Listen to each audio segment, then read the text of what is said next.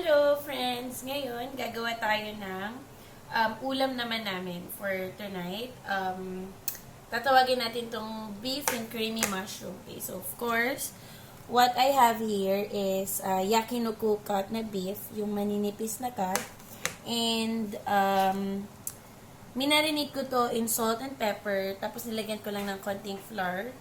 Now, we have mushroom, garlic, tapos kalahating onion. Yung garlic, depende sa inyo kung gano'ng karami. But I think this would be enough for this amount of beef. Now, kailangan din natin ng beef broth. Ayun nga, salt, pepper. Then, gumamit din ako ng basil para dito. Konti lang. Just to add some flavor. Then, pwede kayong gumamit ng all-purpose cream, but mine, I'll be using cream cheese. And, of course, our oil, olive oil. So, let's start, shall we? Nag-drizzle lang ako ng konting olive oil, and then, what I do first is I fry the mushroom muna. Kasi, di ba, ang ginagawa madalas, yung mushroom, sinasama lang sa gisa, then that's it.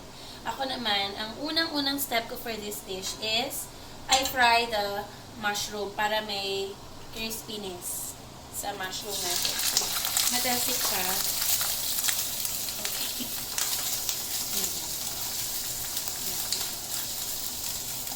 Unlike the pandesal, I've been cooking this for quite some time. Kaya, wala na akong sunod-sunod na recipe. Before, ni-research ko to, yun nga, cream, then mushroom, pero nag-substitute na ako ng cream cheese, then yung mushroom I chose to fry it sa una.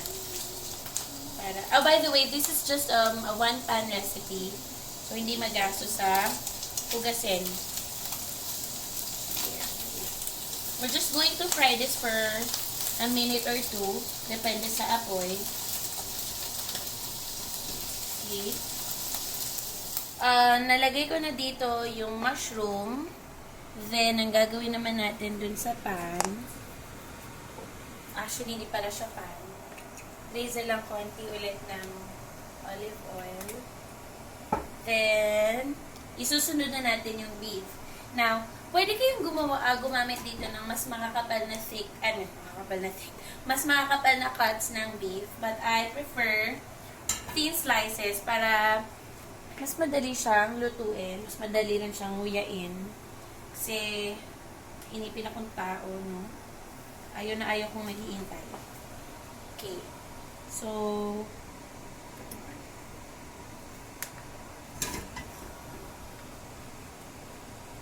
salang lang natin siya. As much as possible, hindi natin i-overcrowd yung pan. Ano lang, konti-konting beef lang na salang. There.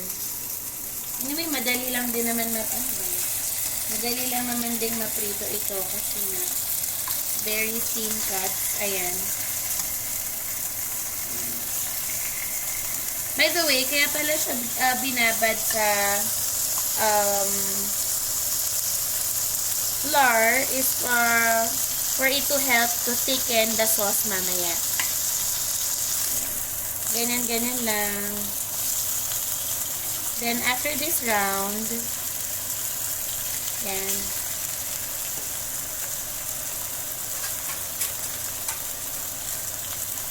Then, salang na natin siya sa ano. Iba-brown lang natin yung beef talaga. Ang ating goal is for the beef to brown lang. Then, repeat the same process. Alright, so, natanggal na natin yung beef. Ito na siya. Yan, ganyan itsura niya. Ito, kaya ko lang siya pinirito ng malalaki kasi ang hirap niyang iprito ng ganitong kaliliit. But my goal really is to achieve this slice. So, ito, gugupitin ko pa to.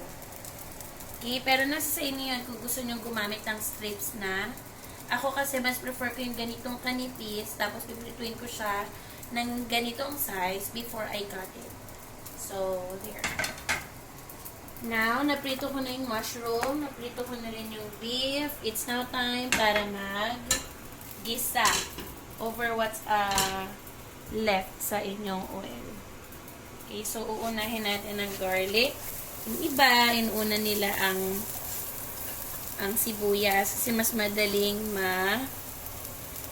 tusta itong garlic, but I prefer my tostado.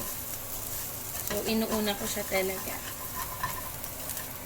Then, followed by this one. So, gisa-gisa lang. Here.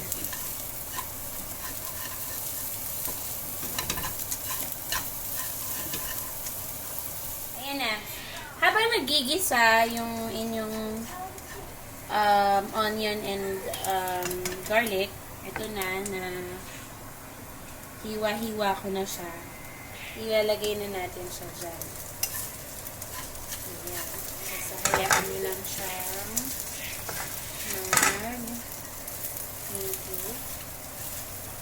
kasama sa gisa. Okay. Tapos, beef cubes. Now, magdadagdag lang ako ng konting tubig. Hindi ko na isinama sa ingredients kanina kasi it is optional. Kung gusto niyo ng masabaw, lagyan niyo ng tubig. Kung gusto niyo naman ng sauce lang siya talaga, huwag niyo nang lagyan. Pero ako kasi, mas gusto ko sabaw kasi meron akong mga bagets. Ito na. Lalagyan ko na ng tubig. Konti lang. Konti ba?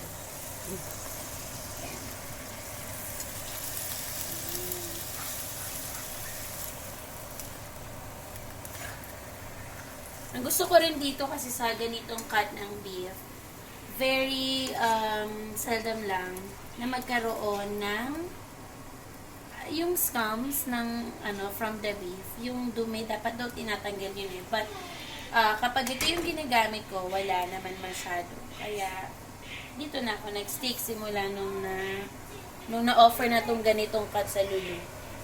There, yes. All ingredients ay galing lang din sa Lulu. Okay. Pakuluin lang natin to sandali and we're going to add the cream cheese.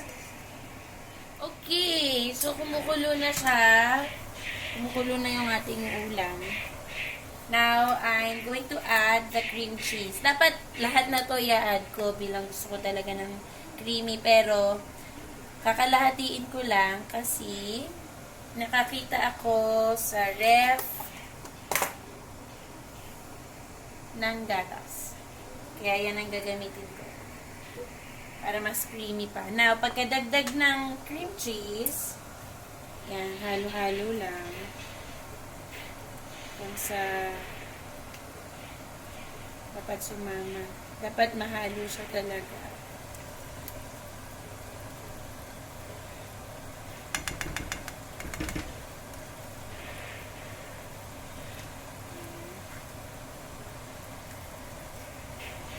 Yan, kita nyo, lumalapot na.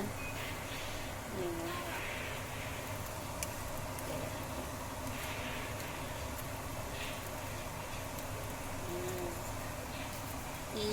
I-mix lang natin yung cheese sa dito sa sauce. Okay, pag masyado nang malapot, pwede nyo pa rin dagdagan ng tubig. Kasi remember, naglagay tayo ng beef broth. So, for sure, malasa pa rin to. Okay. Oops. So,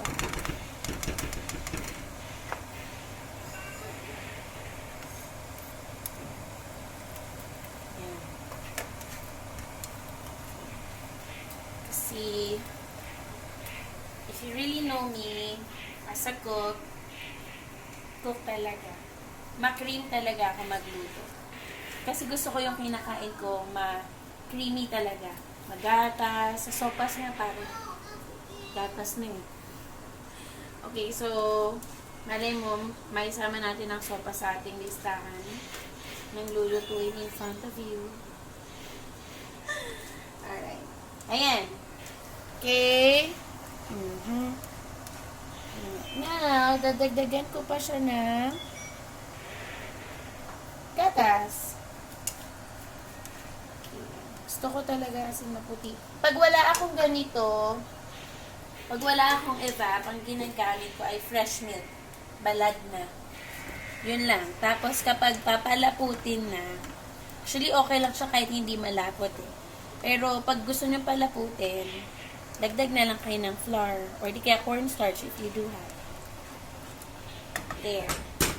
Now, while this is simmering,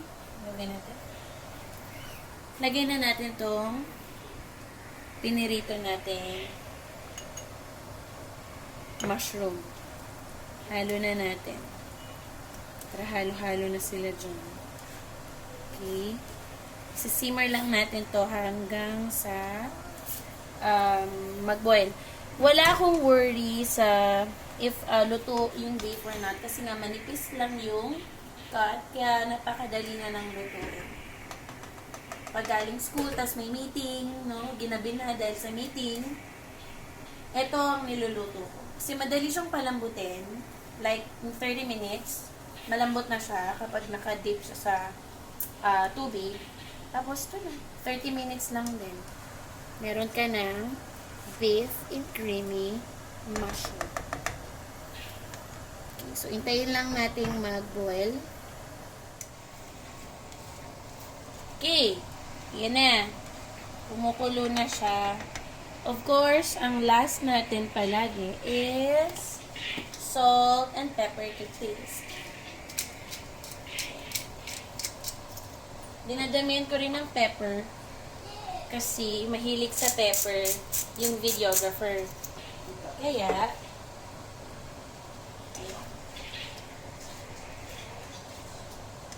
ayan. May ulam na si Kobe at si Ellie. Hi, Ellie. Done? Oh, no. Wala na yung straw. Okay. Tikman natin.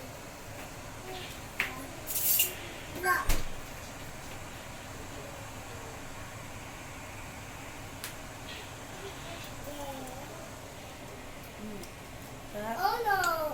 Sarap. Kakain na ang mga lapis. Bye-bye.